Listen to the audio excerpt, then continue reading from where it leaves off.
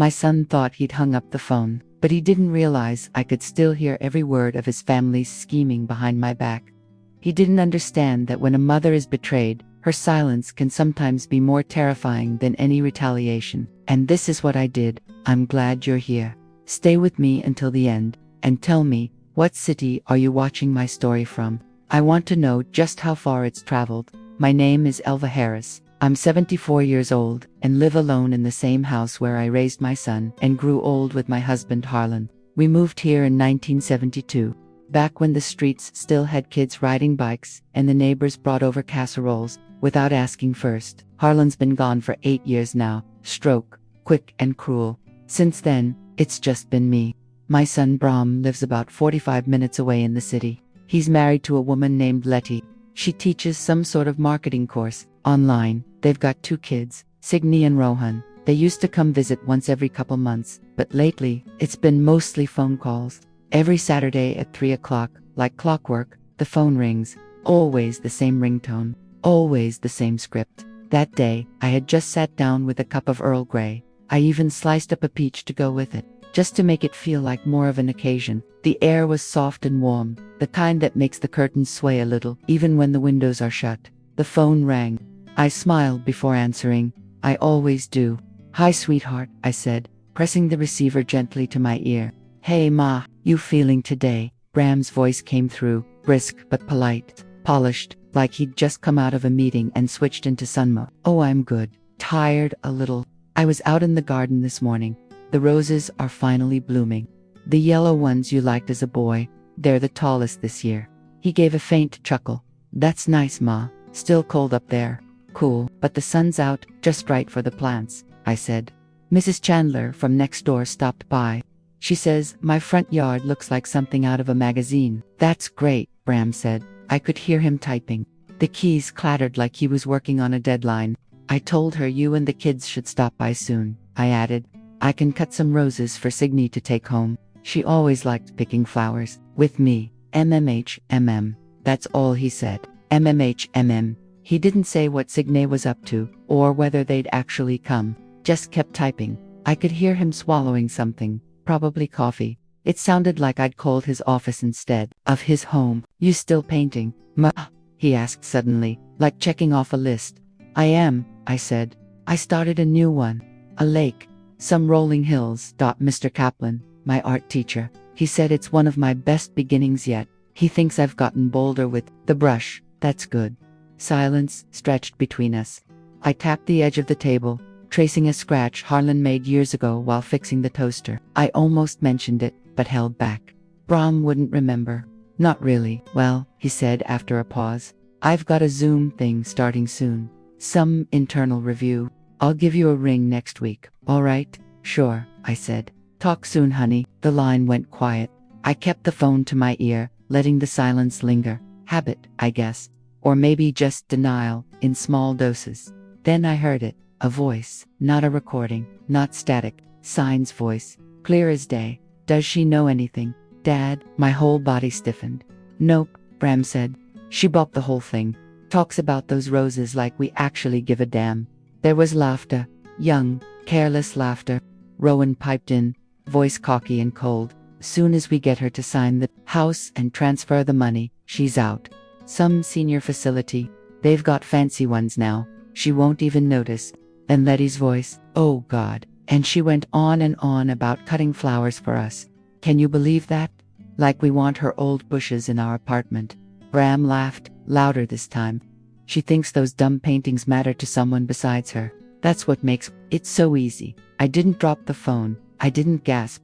I didn't cry. I sat there, still as a photograph, still as Harlan's chair in the living room, untouched since the day we brought it home. The call kept going. Signe again. But what if she changes the will? Like, gets suspicious or something? "She won't," Bram said. "She's old, Signe. Old people trust what's familiar. We just keep doing these calls. Act interested. She'll sign when it's time. Let's just make sure she doesn't talk to anyone about it," Letty added. "She's got that friend. What's her name? The one who teaches Sunday school. She won't talk," Bram said. "Trust me." And they all laughed again. I listened to every second. I could hear their dishes clinking, someone opening a soda, like it was just another Saturday afternoon. When the line finally clicked off, I set the phone down, gently. I looked at my tea, cold now. The peach slice had turned soft on the edge of the saucer. I sat there for I don't know how long, maybe 30 minutes, maybe more. I wasn't hurt, not exactly, not yet. That came later. What I felt first was something quieter, something tighter. I felt ashamed. Ashamed that I had poured so much of my heart into people who saw me as a chore. A wallet. A soft old woman with weak eyes and weaker sense. Ashamed that I had believed every call, every fake, "How are you, ma?" Every distracted compliment about my garden. I had painted them pictures, baked them cookies, tucked $20 bills into holiday cards. I kept telling myself they were just busy. Turns out, they weren't busy. They were planning. I set the phone down on the kitchen table. The tea beside me was still warm, but I couldn't feel the heat anymore. My hand hovered over the cup, but I never touched it. I didn't move, didn't speak.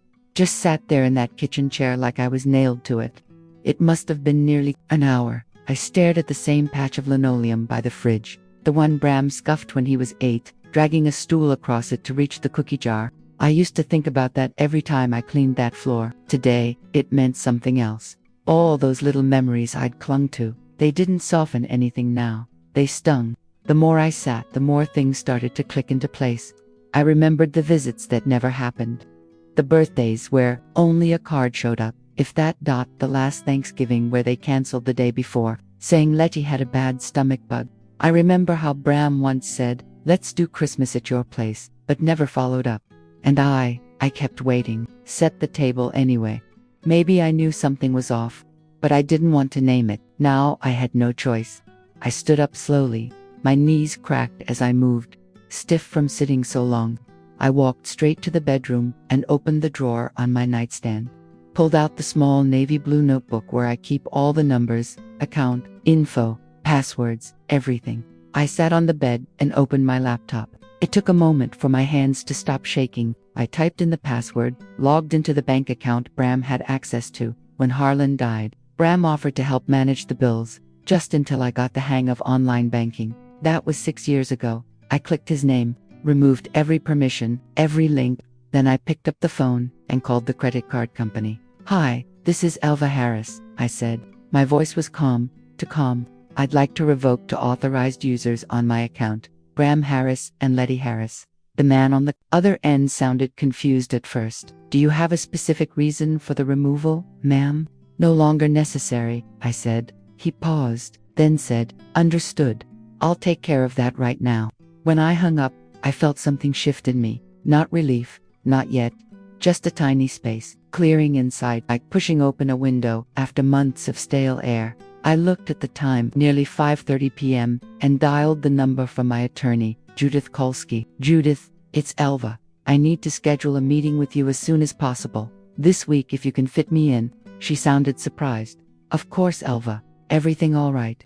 I just need to make some changes to my estate planning. I'd prefer to talk in person." "I have a slot Thursday morning," she said. "I'll be there." The next morning, I put on my green sweater, the one with the wooden buttons, and drove to the bank.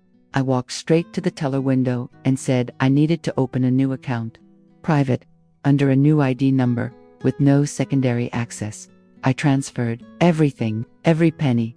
Back home, I walked to the hallway bookshelf and looked at the family photos. Bram in his Little League jersey, Letty holding Signe as a baby, the whole family smiling stiffly at Thanksgiving 4 years ago. I took them all down, slowly, one frame at a time. I wrapped them in old newspaper and put them in a box labeled Family, Old. I carried the box out to the storage room behind the laundry machine, shut the door, didn't lock it, just shut it and walked away. Then I unplugged the landline, took down the doorbell chime from its hook by the front door. I slid my cell phone from the kitchen counter, opened the contacts, and blocked every number with their names. Bram, Letty, Signe, Rohan. One by one, I erased them. 3 days passed quietly. The air was dry, the sun soft. I was outside trimming the hydrangeas when I heard banging on the front door. Not knocking, banging. "Elva, Mom," Bram's voice. I peeked through the curtains. He was out there, Letty beside him. She had her arms crossed, sunglasses on. "I know, you're in there," he shouted. I didn't respond. They moved to the windows. Why are you doing this? Letta's voice was sharp. You can't just disappear. I stepped back from the window, went to the kitchen, picked up the watering can, stepped outside onto the back patio like it was any other day. I heard them circle around the house. Are you serious? Bram barked. What the hell is going on? I didn't flinch. I watered the small planter by the stairs, then the tomato pot. I moved methodically. I even hummed. Not a song, just a sound. Eventually, they left. Bram shouted something before he drove off. I didn't hear the words. I didn't need to. That night, I made myself a bowl of soup, sat by the window with a lamp on low, and read a few pages from an old gardening magazine. I slept 8 full hours. No dreams, no calls, just stillness. And stillness, it turned out, was what I'd been missing most. After Bram and Letty stood outside my house, banging on the front door like debt collectors, they never came back. Not once. No knocks, no calls, just silence. That was just fine by me. I took the doorbell down completely the following morning, unscrewed the little brass plate and tucked it into the junk drawer like it was just another broken piece of hardware I'd never use again. Then, I went to the living room and unplugged the landline for good. Left it coiled up like an old snake under the end table. From then on, I only kept my cell phone. Strictly for necessities.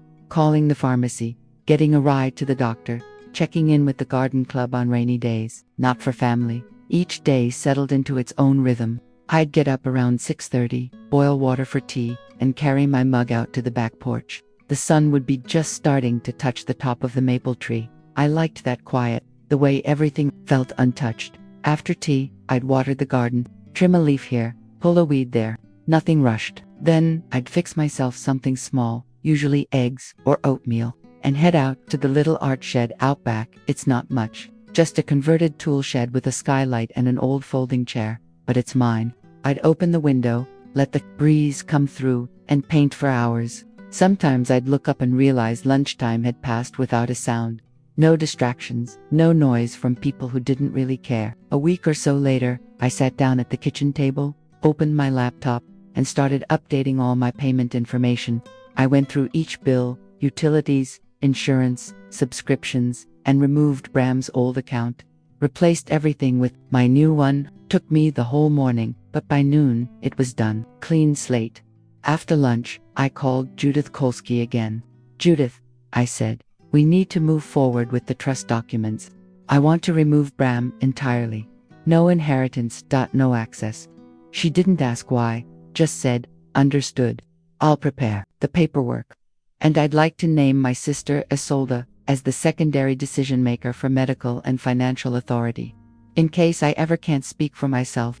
Judith paused a beat, maybe out of surprise, maybe just caution, then said, okay, I'll add her to the durable power of attorney documents as well. That night, I wrote Isolde a short email. I'm updating everything. You'll be the backup for my legal stuff. Hope that's all right. I'll explain more when you visit Saturday. She replied just a few minutes later. Of course, Elva. We're sisters. You don't have to ask permission for that. And don't worry, I'll bring the cinnamon bread. Sure enough, that Saturday, she came by around 10 in the morning, carrying the newspaper, 2 coffee cups, and a brown bag with the loaf inside. We sat in the kitchen like we used to when Harlan was still alive. I laid out my recent paintings on the table, one of the backyard at sunset, one of a worn-down fence, and one half-finished portrait of my own hands resting in my lap. Isolde looked at the portrait for a long time. That one's raw, she said. I nodded. Yeah, it is. We didn't talk much more about it. She didn't ask where Bram was, or the kids. She knew better. The following week, I signed up for an identity protection service online, paid the whole year upfront. Then I went to the post office and rented a new P.O. box under a different name, just my initials. No more junk mail from AARP, no more birthday cards with guilt inside them. I went through the credit cards and canceled every secondary user. The guy on the phone asked, "Are you sure you want to remove both authorized users?" "Yes," I said, permanently. After that, I froze my credit with all 3 reporting agencies. They made it sound like a big decision, but it was the simplest thing I'd done in weeks. My world got smaller, but also clearer. I stopped answering any calls without a name attached. If a number showed up with unknown or blocked, I let it ring. I deleted voicemails without listening. No more guessing games. Around the third week of that silence, I started organizing the house. I bought a pack of moving boxes from the hardware store, small ones, labeled them carefully, papers, photos, keepsakes. I made separate piles on the dining room floor. One for things to keep, one for things to maybe give away, one for the trash. It wasn't sentimental work, it was practical. A folded flag from Harlan's army service. I kept that Bram's old report cards, tossed family vacation albums, into a box marked storage, not urgent. When I opened the closet in the hallway, I found a stack of Christmas decorations, a wooden nativity Bram made in second grade. I held it for a long time. Then I placed it in the giveaway box. That evening, I poured myself a glass of iced tea and sat down at my computer again. I opened a fresh spreadsheet and titled it, Independent Retirement Communities Options, 3 names, 3 addresses, a column for pricing, a column for reviews, a column labeled gut feeling. Didn't tell anyone about it, just kept researching, quietly. A week later, I got a letter in the mail, handwritten. My first instinct was to toss it, but the handwriting stopped me. It was signs. Inside was a short note. Hi Grandma, I don't know if you're mad or just busy. I just wanted to say I miss you. I drew you a new flower picture. Do you still like yellow ones the best? Under the note was a crayon drawing, a crooked little sunflower with a smiling face. I looked at it a long while, no tears, just a pause. I didn't write back. I didn't throw it out, either. I folded it carefully, slipped it into the drawer with my paintbrushes. Then I closed the drawer, turned off the light in the art shed, and went back inside. Dinner was leftover stew and cornbread. I ate while listening to the radio. No news, just classical music. A week before Rowan's birthday, I was in the kitchen peeling apples for a pie I didn't even want to bake. My hands moved on their own, muscle memory more than purpose. The apples were getting soft in places, but I didn't mind. Some things can still be useful, even when they're past their best. Isolde came in through the back door without knocking, like she always did. She had her coat halfway off, and her phone held out in front of her like it had just burned her hand. Guess who just called me, she said, setting her purse on the counter. I didn't look up. Don't tell me. She tilted her head. You're not curious. I wiped my hands on the dish towel and turned around. If it's Bram, just say so. She nodded, didn't answer, but he left a voicemail. Said, he's trying to get in touch with you. They're planning some special birthday dinner for Rowan. Said it'd mean a lot if you came. I blinked once. Special, huh? He sounded upbeat. Too upbeat, like he was reading a script. I went back to slicing. Let me guess, he said it's all Rowan's idea. Yep, said Rowan really misses you. I snorted. Kid hasn't called me in over a year. Isolde sat down at the table. What are you going to do? Wait, I said. She raised her eyebrows. You think he'll call you next? He will, and he did. 2 hours later, my phone rang while I was rinsing out the pie pan. I let it go to voicemail. He called again 20 minutes after that. The second time, I picked up, Hi Ma. His voice was a little too cheerful. Been a while. How are you? I'm fine. Good. Hey, I wanted to let you know, we're doing something really nice for Rowan's birthday this year. He really wants you there. Where is it? It's this new steakhouse downtown. Paca's just opened last month. Great reviews. We booked a private room, figured it'd be quieter, you know. I said nothing. Let him fill the silence. It's Saturday night, 6 o'clock. Letty's getting the cake. Rowan doesn't know yet. We want to surprise him. I waited another beat, then said, all right. Bram paused. I could hear him breathe. Then he said, oh, one more thing. The private room comes with a reservation fee, $300. Nothing huge, but, well, I paid it already. If you wouldn't mind sending that to Letty's account, we'll call it even. I didn't even blink. Send me her info. There was a pause. Oh, thanks, Ma. That's great. I'll have her text you. Really glad you can come. Rowan's gonna be thrilled. I didn't answer. You still there, okay? Gotta run. Talk Saturday. He hung up. But I didn't. I held the phone to my ear, waited, and right on cue, I heard Letty's voice, clear as day. She fell for it. She said, told you. Bram laughed. She always does. The dinner's just bait. Once she's in the room, we talk. She won't say no in front of the kids. Especially if Rowan's all sweet about it, Letty added. You know how she gets with him. All teary and soft. Sign's voice joined in, sharp and impatient. Just make sure she gives back access to the bank account. I haven't been able to check the balance all week. It's driving me crazy. She probably changed the login, Bram said. We'll figure it out Saturday. Ask her about Grandpa's insurance too, Rowan said. That thing's just sitting there. You know she moved the money, Signa said. She's not that dumb. Well, she's predictable, Bram replied. She won't cause a scene. She want to keep things calm. Then Letty again, chuckling. If she gets emotional, let her. Makes it easier to talk her into stuff. The phone trembled slightly in my hand. Not because I was shaking, but because I was holding it too tight. Their voices faded in and out, but the tone never changed. Confident, casual, cold. Then came the laughter. All of them, laughing. Not belly laughs. Not joy. Just that light, dry sound people make when they know something you don't, or think they do. I didn't cry. I didn't gasp or drop the phone. I sat at the table, my hand resting on the placemat I crocheted last fall during those long, lonely evenings. My other hand still held the phone close to my ear. I listened. And when they finally stopped talking, when the line finally went quiet, I pressed end and set the phone down gently on the table. I looked out the window. The backyard was quiet. A few birds were picking at the feeder. The shadows were getting long. I sat there a while longer. No thoughts, no words, just me, the sound of the refrigerator humming, and the last rotten echo of their laughter in my ear. I woke up early the morning of Rowan's birthday. I didn't feel tired, even though I hadn't slept well. I boiled water for tea, stood at the sink watching the sky go from gray to gold. The same routine as any day, but this morning had its own weight. I went to my closet and pulled out the same blouse I'd picked for the dinner, the one Bram had invited me to, with all that fake sweetness. I ironed it again, hung it neatly over the chair, put on slacks, a pair of flat shoes, and my light coat. For a moment, anyone looking in would think I was getting ready to go out, just like I was supposed to. I sat down at the table with my tea, quiet, still. I didn't turn on the TV. I didn't call Isolde. I just watched the clock. 5:35-40-5, 5:50. I stood up, took off my coat, folded it and laid it over the back of the couch, slipped off my shoes, set them neatly by the door, walked into the kitchen and turned off my phone. Not silent, off. No part of me was going. They could wait at their little steakhouse table with their reservation and their lies. I was staying right here. By 2 p.m, my phone had rung 10 times. Bram, mostly. Then Letty.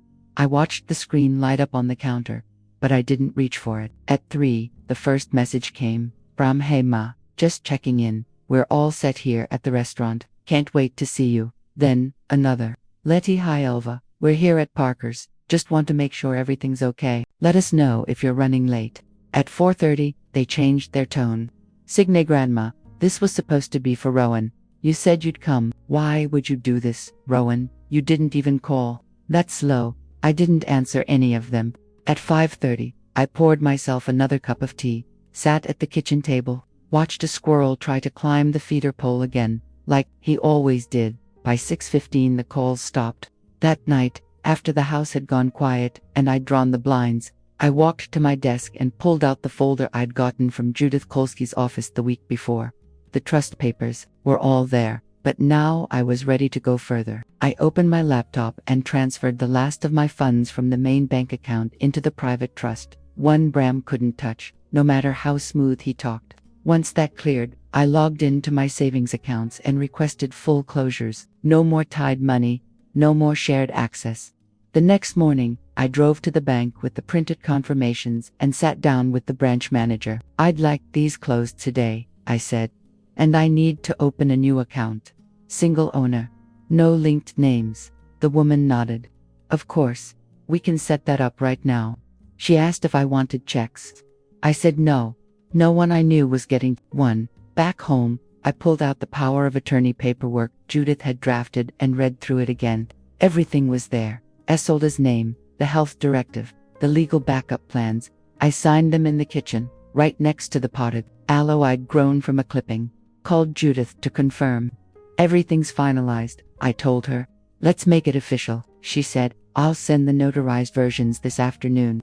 Thank you, Judith. Then, I went to my file cabinet and pulled out the folders labeled insurance, deed, and medical.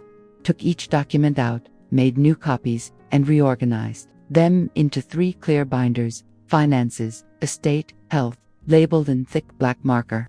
Nothing fancy, but easy to find. I sat back when I was done, looked at the binders, and exhaled, not because I was proud, just ...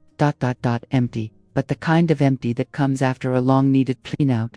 That evening, I powered up my old desktop computer, the one I used to use for holiday cards and recipes, and opened the photo folder titled Family.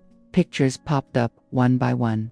Bram holding newborn Signe Rowan on the back porch with his first bike. The 4 of them sitting around my Thanksgiving table, pretending. I deleted them all, dragged the folder to the trash, clicked empty recycle bin. The machine asked, "Are you sure you want to permanently delete these files?" Yes. I turned off the computer and pulled out a yellow notepad from the drawer. Wrote 2 headings across the top: what I still owe, what's still owed to me. Under the first, I wrote blank. Under the second, Bram, Signe, Rowan, Letty. I closed the notebook. Then I picked up a sheet of stationery I hadn't touched in years. Wrote 1 sentence in careful, even script: I don't forgive. I just don't care anymore. I folded the paper, slid it into an envelope, and wrote nothing on it. I didn't seal it. It wasn't a goodbye letter. Just a note to myself, one I'd never send but needed to write. 2 days later, I called Isolde. "You free next Tuesday?" "Depends," she said. "What's going on?" "I want to look at a few retirement communities, independent ones, just taking notes for now." She didn't pause. "I'll clear my schedule." I smiled, quietly. Then, I got to work on the house. Pulled out the storage bins I kept in the garage and labeled them with painter's tape. Keep, sell, trash, take with me. I started with the hallway closet. Old coats, donate. Letty's leftover casserole dishes from God knows when. Trash. The hand-carved jewelry box Harlan made in '85. Keep. I went room by room, sorting in silence. No music, just the sound of drawers opening, closing, things finding their proper place. When I was done for the day, I sat in the recliner, dialed the number of a moving company I'd written down weeks earlier. They specialized in seniors, discreet, efficient. A woman picked up. Her name was Sarah. "Hi Sarah," I said. "I'd like to schedule a tentative move date sometime next month." "Sure," she said. "Are you downsizing?" "Something like that." She asked for some details. I gave her everything. Before we hung up, she said, "If you need help packing, we can send someone early." "I'll manage," I said. She laughed kindly. "Most folks say that, but I believe you." I said thank you, and hung up. Then I walked out onto the porch and looked at the garden. It was still blooming. The roses hadn't stopped, even though I had. 1 week after I decided not to show up for Rowan's birthday dinner, Isolde and I got in her car, a silver Honda she drives like it's still the '90s, and headed out to tour retirement communities. It was early, a little fog still hanging over the trees, and I had a thermos of coffee on my lap. She brought along a notebook, already divided into 3 sections with tabs, location, cost, and notes. Isolde doesn't do anything halfway. "We'll start with the one near the old library," she said as we pulled onto the highway. "That brochure you gave me made it look decent." I nodded. "We'll see." The first place was clean, too clean. White walls, gray carpet. Everything smelled like lemon cleaner. The receptionist called me hun twice before I even filled out the visitor's sign-in. The apartment had a view of the parking lot and a kitchen so small I could stretch my arms and touch both walls. When we got back in the car, I said I'd last a week. Isolde snorted. 3 days, tops. The second was a little better. At least they had gardens, but the place felt more like a hotel than a home. Everyone wore name tags. One man in the lounge told me, "It's bingo night," like that was a selling point. I said, "I'm not allergic to silence." Then we drove to the third. It was called Bryn Mawr. It sat back off the road, surrounded by trees, with brick paths winding around the buildings and a pond in the middle, with ducks. The receptionist, an older man named Lewis, spoke plainly, didn't push anything. He asked if we wanted to walk the property or sit first. "Walk," I said. There was a unit open on the 2nd floor, facing east. It had 2 rooms, a living area with light oak floors and a smaller room that faced a patch of green and the sunrise. "This would make a good painting space," I said, standing at the window. "You see that light?" Isolde stepped beside me. "Yep." You'd never have to use a lamp before noon. We didn't need to say much more.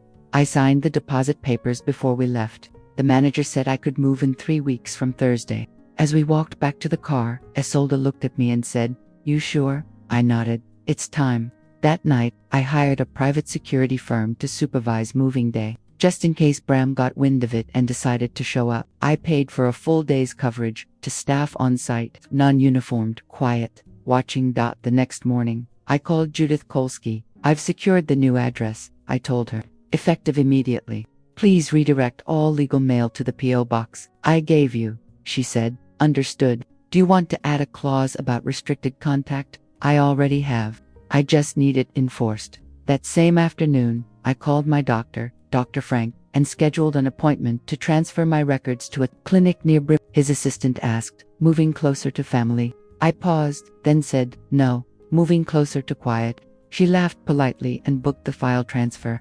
The house needed to be sold. I found a real estate team that specialized in senior salespeople who didn't talk down to you or try to guilt you into staging open houses. "We can list high," the agent said. "The neighborhood's changed. You'll get interest quickly." "Do it," I said. "No negotiations. First strong offer. Take it." Then came the hardest part. The things. I walked room to room with a yellow notepad and marked what stayed and what went. I booked a junk haul company to come the following Tuesday to clear out everything that wasn't boxed up. I made it clear, nothing from Bram or the kids stayed. Not one photograph, not one sweater, not a single leftover casserole dish. On the morning of the move, I stood in the kitchen with my hand resting on the edge of the old pine table, the same spot where Harlan used to drop his keys. The sun came in through the window just right, casting a pale yellow streak across the wall. I ran my fingers across the corner of the table, scarred and smooth. I didn't cry. I didn't whisper goodbye. I just turned, walked out the front door, and didn't look back. The Bryn Mawr apartment smelled like fresh paint and lemon balm. It wasn't large, but it didn't need to be. The living room had just enough space for a couch, a table, and 2 chairs. I claimed the smaller room for painting. The east window was everything I hoped it would be. I changed my phone number that evening, bought a new SIM card and activated it with just 3 contacts, Isolde, Judith Kolsky, and Dr. Frank. I didn't bother forwarding the old number. Then I walked to the little corner kitchen, unwrapped a new ceramic teapot I'd ordered 2 weeks earlier, pale blue with a chipped rim, just enough imperfection to feel like mine. I placed it on the open shelf near the sink. I hung one of my paintings, Sunrise over a lake, next to the window. The light hit it right at around 6:30 a.m. I knew because I checked. I walked down to the front desk and spoke with the building's head of security. "I don't accept unannounced visitors," I said. "No deliveries unless I've signed off. Mail unless it's legal or medical. No phone calls unless they're on my list." The woman nodded. "We take privacy seriously here. You won't be bothered." "I'd like a do not disturb sign, please," she smiled. "We've got plenty." I hung the sign on my door that night. Then I poured myself a cup of tea, sat in my new chair, and put on a classical radio station, playing Bach's cello suites. I didn't check the phone. I didn't check the time. I wasn't waiting on anyone anymore. Saturday afternoon, I took the elevator down to the community lounge for the weekly music hour. Bryn Mawr doesn't over-advertise these things. They just post a paper flyer near the mailboxes, live jazz quartet, 4 p.m., common room. I liked the plainness of it. No exclamation points. I arrived 10 minutes early, carrying a paper cup of chamomile from the self-serve station.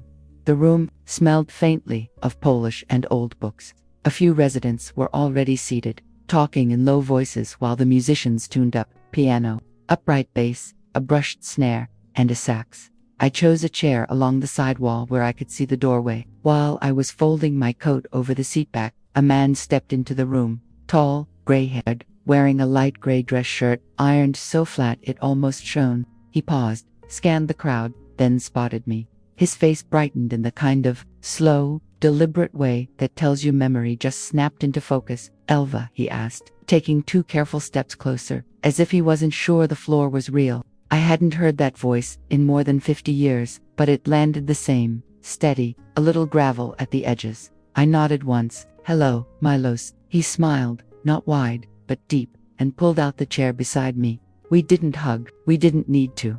The quartet started an old Ellington piece, and we sat shoulder to shoulder, listening. Between numbers, he leaned over just far enough. "You still keep time with your foot," he whispered. I looked down. Sure enough, my right toe was tapping beside the chair leg. "Old habits," I said. After 40 minutes, the set wrapped up with a lazy, pretty version of Autumn in New York. There was polite applause. Then the room began to thin. Milos stayed seated until the bass player unplugged, then turned toward me. "There, as a little coffee counter on the ground floor," he said. "They claim the vegetable soup is homemade. Feel like testing that?" I surprised myself by saying yes without hesitation. The cafe was empty except for one teenager wiping tables. We ordered 2 bowls of soup and shared a square of cornbread. Sitting across a small laminate table, we talked like people unpeeling an orange. Slow, careful, not wasting juice. "I moved into Bryn Mawr 3 months ago," he said, spooning up soup that smelled of thyme. "Quiet place, decent piano in the library. That's enough for me." "I arrived last week," I replied, still learning which hallways loop. After he didn't ask why I'd moved. I didn't ask his reasons either. That silence felt like courtesy, not avoidance. Instead, he told me about Serbia. He left Belgrade at 22 with a violin case and a scholarship. Ended up teaching high school orchestra in Connecticut for 30 years. His wife, Annika, had passed 5 years back. "Cancer? Swift and mean," he said. He mentioned it plainly, almost the way you mention weather. When the bowls were empty, he dabbed his mouth with the paper napkin and leaned forward. "Would you join me for a walk tomorrow? There's a garden path behind the pond. Mornings are quiet," I said. 9 o'clock. "Perfect," he answered. And that was that. Sunday morning broke clear and bright. Milos called my new number right at 9. I let it ring twice before answering. Old reflex, letting the line breathe. We met by the back doors. He wore the same gray shirt, sleeves rolled once, and carried a small canvas tote with 2 apples inside, "for rest stops," he said. The path was pea gravel, wide enough for 2. We walked slowly, stopping at a bed of hibiscus glowing rocket tread in the sun. The petals were still wet from sprinkler mist. He told me stories I'd never heard, playing street weddings in Belgrade for pocket money, sneaking past curfew to buy American jazz records. I told him about Harlan, how we met at a church picnic, how he could fix any engine but never learned to fold a map. I told him Harlan had been gone 8 years now, stroke in the night. Milos listened without blinking. Near the far curve of the path we reached a wooden bench. He offered an apple. I shook my head. I hadn't spoken about the phone call, the cruel one, since it happened. But the bench felt like permission. Words came out, steady as the gravel underfoot. I told him exactly what I'd heard on the line, the laughter, the plan to tuck me away and strip me clean. I didn't cry. My voice didn't even crack. When I finished, a sparrow hopped on the rail behind us and flew off. Milos nodded once, as if closing a file. "They don't know you woke up," he said. "That is your advantage." I let the sentence settle, then drew a slow breath. "They know something's different, but not how different." He placed his apple core back in the tote, folded the top. "Keep it that way." We stood and walked back. Just before the doors, he stopped. "I teach a small portrait class here every Tuesday afternoon," he said. "Nothing formal, few easels, good light. If you're free next week, I will save you a seat." I felt the corners of my mouth lift surprise first, then something close to pleasure. "I'd like that," I said. He extended his hand. We shook, a firm, brief clasp, no extra meaning, no shy retreat. Then he went left toward the elevator, and I took the stairs. That night I dug through one of the half-unpacked boxes until I found the old USB player Milos had mailed me decades earlier, back when people still sent physical files like gifts. Inside it was a recording of him playing Beethoven's Moonlight Sonata, first movement, slow and haunted. I hadn't listened to it in years. I plugged it into a tiny speaker, set it on the window ledge facing east, and pressed play. The room filled with that soft, deliberate melody, every note measured, deliberate, refusing to rush. I lay on the couch with the lights off and let it roll. When it ended, I tapped repeat and left it looping, letting the quiet spaces between phrases keep me company until morning. Edged in under the curtains, I didn't think about Bram, or Letty, or what anger still might come. I only thought about the path of light that would hit my easel at sunrise, and the empty chair Milos said he'd keep for me, for the first time in a long time, tomorrow felt like exactly enough. It was a Wednesday afternoon. The sun had dropped just low enough to cast a warm strip across the foot of my bed. I'd been rinsing brushes in the bathroom sink when the phone rang. Landline, not cell. Bryn Mawr only ever called through that number. I dried my hands and picked it up. "Mrs. Harris," the receptionist said. "Someone is here asking to see you. He's in the guest lounge in Wing A." "Who is it?" There was a pause. "He said his name is Bram, your son." I stared out the window. The bushes were in bloom, yellow hibiscus, still holding on. I exhaled through my nose. "I'll be down," I said. I changed out of my smock, pulled on a cardigan, and slipped on my loafers. I didn't rush, walked slow, steady. If Bram had come all this way, he could wait 5 more minutes. The lounge was small, beige, with 2 armchairs and a love seat facing a coffee table. Bram was sitting in the middle chair, elbows on his knees, bouquet of lilies in one hand. His shirt was tucked in, sleeves rolled, blue, like he'd planned it. When he saw me, he stood quickly. "Hi, Mom." I didn't say anything. I didn't take the flowers. I sat down across from him and folded my hands. He stayed standing another second, then slowly sat back down, holding the bouquet awkwardly in his lap. He started the way he always had. "You look good," he said. "We've been worried." I looked at him. Nothing more. He glanced around the room, then cleared his throat. "Why'd you disappear like that?" "No note. No word. We thought something happened." I tilted my head. "Something did happen." "What do you mean?" I held his eyes. "I heard what I wasn't supposed to." Bram blinked. "I don't understand." "Yes, you do," I said. "After your call about the birthday dinner. After the one where you asked me to send $300 for Rowan's steakhouse, you didn't hang up properly." He stiffened. "Mom, I heard everything. From Signe, from Rowan, from Letty. Every word, every laugh." He sat back, lips parted slightly. The bouquet crinkled under his tightening grip. I kept my voice level. "You asked me if I was still painting. Letty called my garden silly. Rowan wanted to know about the life insurance. Signe complained she couldn't access my accounts." Bram didn't speak. His jaw twitched. I continued. "You said I was predictable, that I'd come, that I wouldn't make a scene." The only sound in the room was the soft, slow creak of the chair when he shifted. Then he said, quietly, "So, you know." I nodded. He looked down at the bouquet. A petal had fallen onto his knee. "Then I guess there's no point pretending." "No," I said. "There isn't." He exhaled through his nose, sharp. "Okay. Fine. So, what now? What do you want from me?"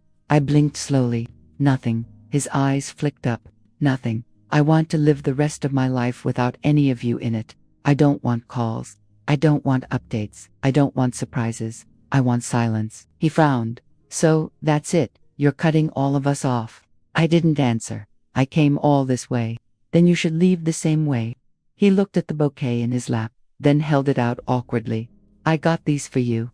I don't want them." His hand dropped. The paper rustled again. We sat in stillness for another moment. He finally said, "You don't even want to talk to the kids. I've heard enough from them." He swallowed hard.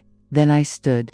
"I'm going back to my room," I said. He didn't move. I walked past him without another word. Behind me, the chair creaked again. The bouquet stayed where it was, draped over the armrest like a forgotten bag of groceries. That evening, back in my apartment, I made myself chamomile tea and sat near the window, facing east. The light had dimmed to lavender, and I could see the shadows of tree branches swaying across the wall. My phone buzzed. I ignored it. 5 minutes later, a notification popped up on my email, a message from Letty. "We didn't mean for it to go this far." Then came a voicemail from Signe. "Hi, Grandma. I know you probably won't listen to this, but I don't know. I just wanted to say I'm sorry. I didn't think you'd hear all of that. I was just mad. I didn't mean." I deleted it before she finished then. Just as I was about to shut down the laptop, a scanned letter arrived. Rowan, handwriting clumsy but legible. "Dear Grandma, I don't know what to say. I messed up. If you never talk to me again, I get it. I just wanted to tell you I remember the garden and the lemon cake, and I'm sorry." I stared at the screen for a long while. Then I closed the laptop. I walked to my phone, opened the contacts, and blocked every old number again. Bram, Letty, Signe, Rohan. For the last time. I powered off the phone, rinsed my mug in the sink, and turned off the lights. Outside, a breeze picked up, the curtains shifted. I stood there a while, watching the room darken naturally. I didn't feel angry. I didn't feel vindicated. Just, finished, and that was enough. I signed up for the portrait class on a Tuesday morning. Milos had mentioned it a few times, casually, like he didn't want to push. And when the sign-up sheet was posted near the mailroom, I wrote my name down in block letters, Tuesday afternoons, 2:30, studio room 4. Just like that, I had something on my calendar again. The first class, we were told to bring a mirror if we didn't want to draw each other.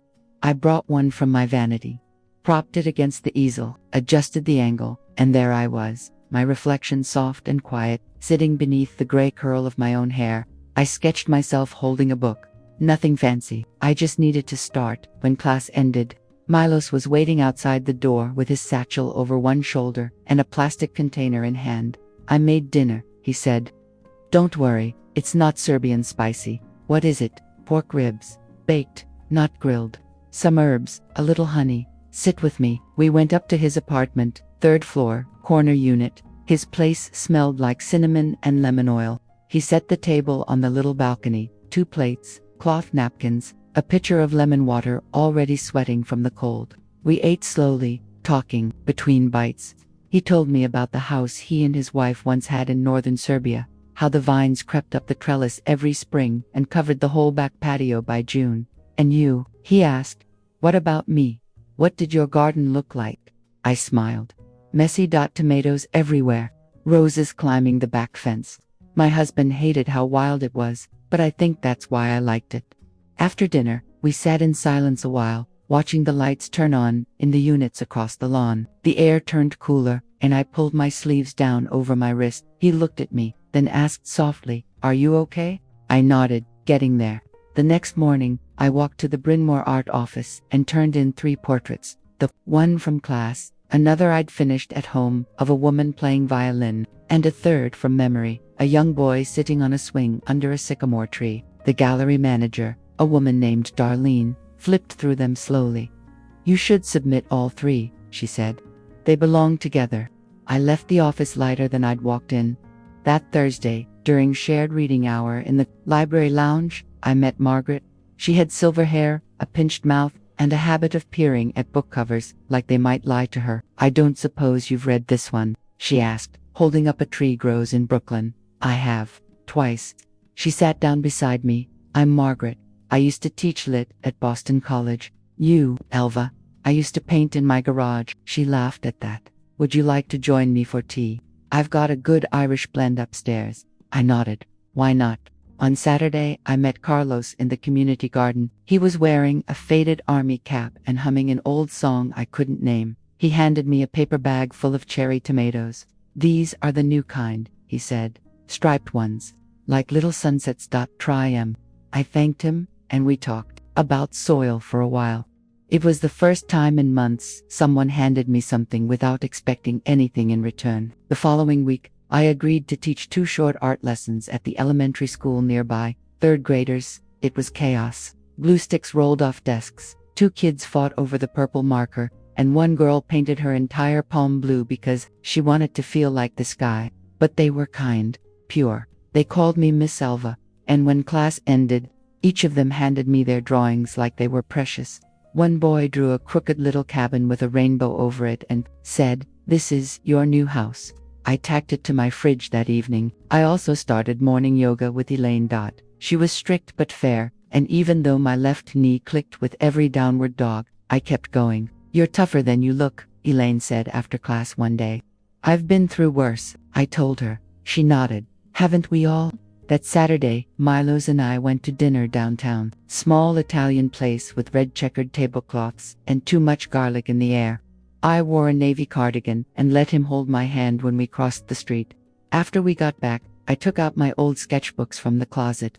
Ones from the old house. I flipped through them, page by page, stopping at drawings of Bram as a boy, Signe holding a balloon, Rowan with a scraped knee. I didn't rip them out, but I did set them aside, in a box, labeled, sealed, and stored. Then I opened a new sketchbook and began again. I painted color, sunlight on glass, lavender fields, the shadows under my porch railing at dusk. I drew potted plants and coffee cups and hands holding other hands. I filled the walls of my apartment with them, all brightness, nothing to dim the corners. One afternoon, after yoga, I found a letter in my mailbox. Plain envelope, no return address. I opened it. It was from Signe. Dear Grandma, I don't expect you to write back. I just wanted to say I'm sorry. I remember you used to sing when you cooked. I remember your hands always smelled like rosemary. I miss you. There was a little drawing at the bottom, a rose in bloom, pencil shaded. I didn't reply, but I folded the letter gently, slid it into a small wooden box on my nightstand, and closed the lid. That night, I walked out onto my balcony with a blanket and a mug of chamomile. I looked up at the stars, just starting to show behind the trees. I didn't think about the past, not the phone call, not the laughter, not the hospital or the documents or the house with the creaky stairs. I thought about the smell of ribs on a chilly Tuesday night, the laughter of children in a chaotic art class, the weight of a tomato in my palm, the warmth of a hand in mine on a busy street corner, and that quiet, slow sound of pencil against paper. I was rebuilding, and I hadn't even noticed I'd already begun. I woke up at 6, no alarm, no noise, just that soft stirring inside me, the kind that comes when the world is quiet and the day hasn't yet decided what it's going to be. Opened the window facing east. The sun was rising slow and golden, brushing the tops of the trees beyond the Bryn Mawr courtyard. The air still had a chill, but there was a warmth underneath it. Promise, maybe. I put the kettle on and took out the blue porcelain cup I only used on days I felt like myself. I poured Earl Grey, let it steep, and breathed in that bergamot comfort before I even took a sip. Then I moved to the easel. The cloth I kept over it was clean, pressed, folded yesterday out of habit. I unrolled it, fixed the palette beside me, and set up my canvas right by the window. The light was good there in the mornings, honest, not too harsh. I'd already sketched the outline days ago. A garden scene behind Bryn Mawr, nothing grand, just a stone path, a few flowering shrubs, and one empty wooden chair sitting in the sun. But today I started adding color. Ochre for the brick, dusty green for the ivy curling around the gate. I saved the shadow under the chair for last. Someone knocked gently on the open doorway. I turned my head. It was Margaret. "You're up early," she said. "So are you." She smiled. "Coffee in the lounge is terrible this morning. I'm blaming you if I start stealing your tea. You'll have to fight me for it." She chuckled and looked over my shoulder. "That chair in the painting. It's waiting for someone." "No, it's not." Margaret just nodded. "Well, I hope you'll bring that one to the gallery." I didn't say yes or no. She knew I would. After lunch, Isolde came by like she always did on Thursdays.